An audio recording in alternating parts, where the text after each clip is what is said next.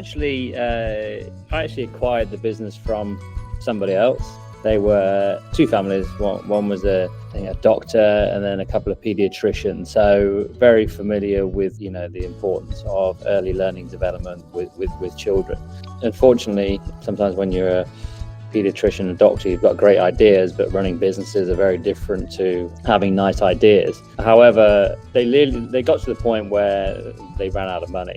So at this point, I acquired the business. I could see the opportunity in the niche. The niche is quite small. The barrier to entry is quite high because to invest in that kind of level of stock, by having those learning towers in stock, picklers, etc., it's not a cheap investment. But it's a really good niche. It's a really good brand, and the story behind the brand, the four little monkeys, is really important as well, because it signifies the fourth monkey with the halo on the head. Is around 1 in 4 parents suffer miscarriages or loss of a child at early birth. So there's a nice story around it as well. So I think that altogether provides a really good base for the brand to build and, really be important for children's development, but also to raise awareness for pregnancy loss, which is way more common than people talk about.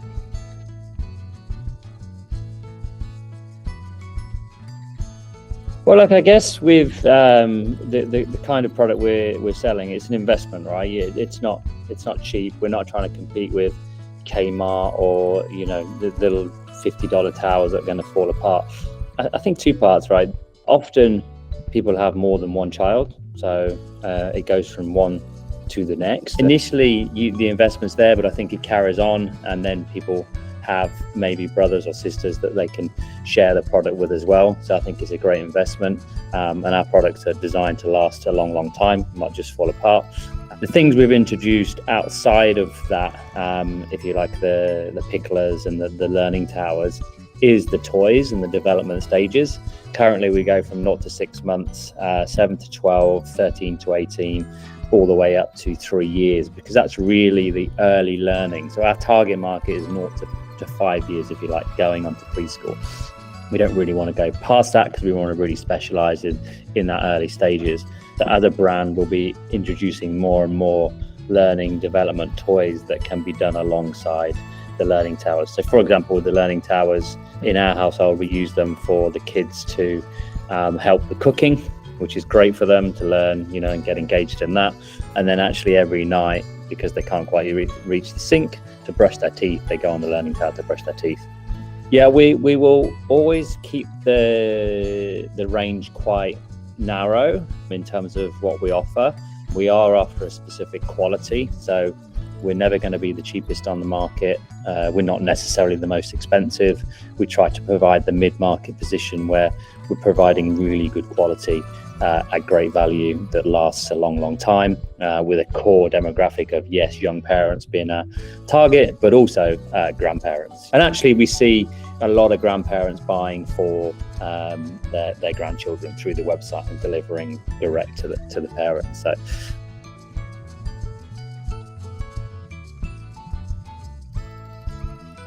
as we acquired the original business, there was a bit of mess to clean up.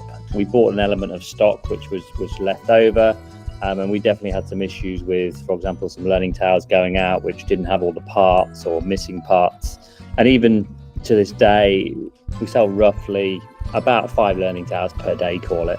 And we'll get maybe at the minute 1 or 2 out of every 100 that have something, whether it's missing a screw or it's got a slight bit of damage, but we always rectify every issue. In worst case, we'll send out a brand new learning tower if we can't get the parts. So we really, really try to make sure that anything with the customer is resolved, and then work with our factories to ensure that any common issues that are coming up are being identified and fixed for the next batch to come in. But in terms of logistics, again, another challenge of the business is what many people won't realize is for us to get the production, to get it to Australia, is really a 4-month lead time. So if we run out of stock and we haven't ordered, we're going to be 4 months before we can get that stock in.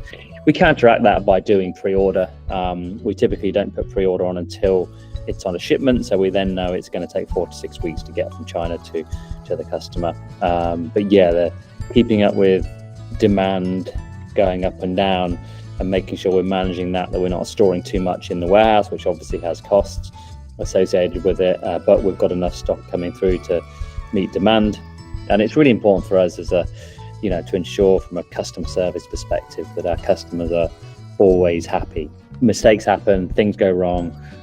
We can't control any of that, but what we can do is make sure that every customer gets the service that they deserve. So there's a trust in the brand that even if things go wrong, we'll make it good.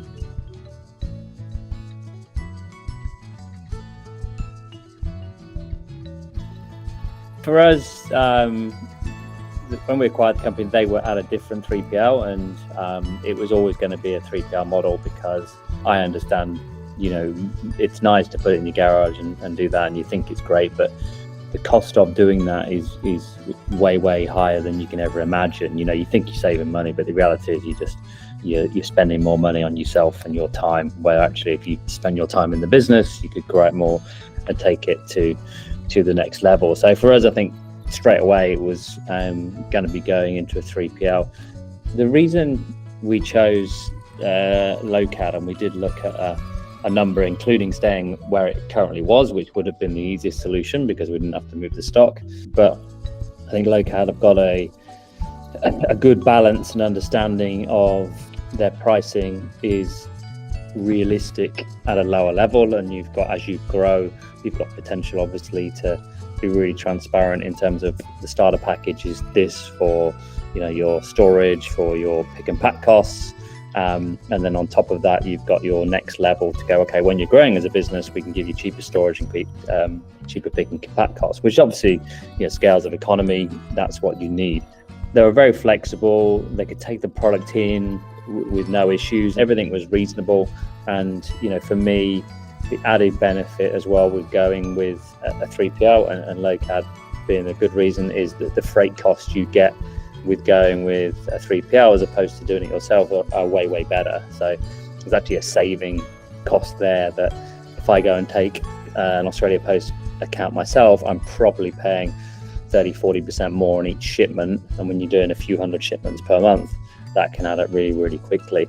But yeah, Locad have got that just good flexibility, and I think are really good, from my experience, for a startup that's maybe not everyone's going to go straight to a 3PL because there are certain costs, but certainly if you're doing probably circa $10,000 to $15,000 per month in sales online, then you should be looking at going to a Locad type solution, because the benefits way outstrip the costs.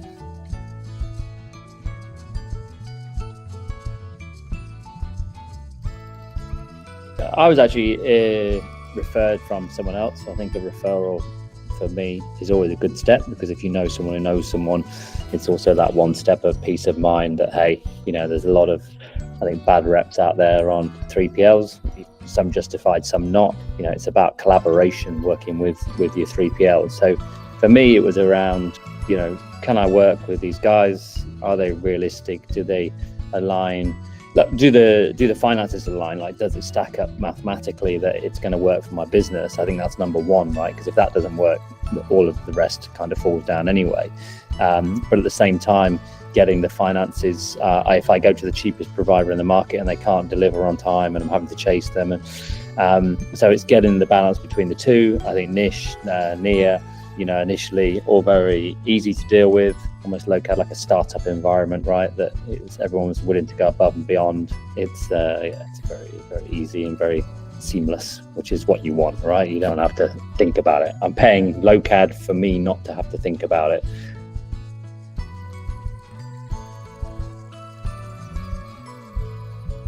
The onboarding was really good, particularly in our scenario where we didn't necessarily know everything that was coming in by SKU, by type. We had to barcode everything. So it was quite messy for a start. So I think the communication was really good. We had a WhatsApp group, and kind of once it all went in and went online, there was just a few points. And I get back to Nia and to Nish to say, look, just my recommendation for moving forwards as people come on, particularly for that first 6 months, I think, is just give people more hand-holding, because the more you invest in terms of time and making sure the whole life cycle is been through. So whether that is product coming in, a shipment being received, the ASN being in there, all the little things which can seem quite basic, and it's still, you need to go through the process. Once you have, it's easy. Locad, doesn't matter any other 3PL. The most important part, it's not you're dealing with my logistic, it's a partnership. So if you get the partnership and you collaborate well, it'll work well. If you don't, it'll all fall down very quickly because everyone gets very frustrated.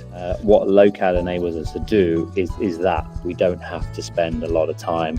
And actually, the service is pretty phenomenal. There are kind of cut-offs in places. Hey, you need to order before 12 o'clock. Often I'll see deliveries that go at, like, we get orders at 2 o'clock, 3 o'clock that still go out the same day because they get picked. So I think for us, everything's pretty seamless now. We don't need to think about it. Locad gives us that just ease that we don't have to worry about logistics, and the stock's well looked after. The stock levels are good. The back end systems are really good. So that kind of answers 95% of my questions. Maybe there's the odd tech glitch that we go in, but yeah, I think just the positive part for me is that it just enables us to not worry about it, and we can just get on with everything else we need to do.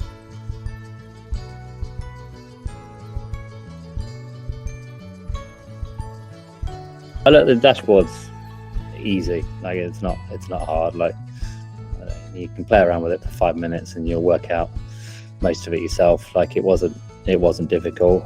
The other thing I do use it for, which is really helpful, is all of the billing information being live, because that is checking, hey, what are we spending, what do we got to pay at the end of the month. Having all that information in there is really, really helpful. The storage, what's each product costing us per day, all those kind of metrics are really, really good.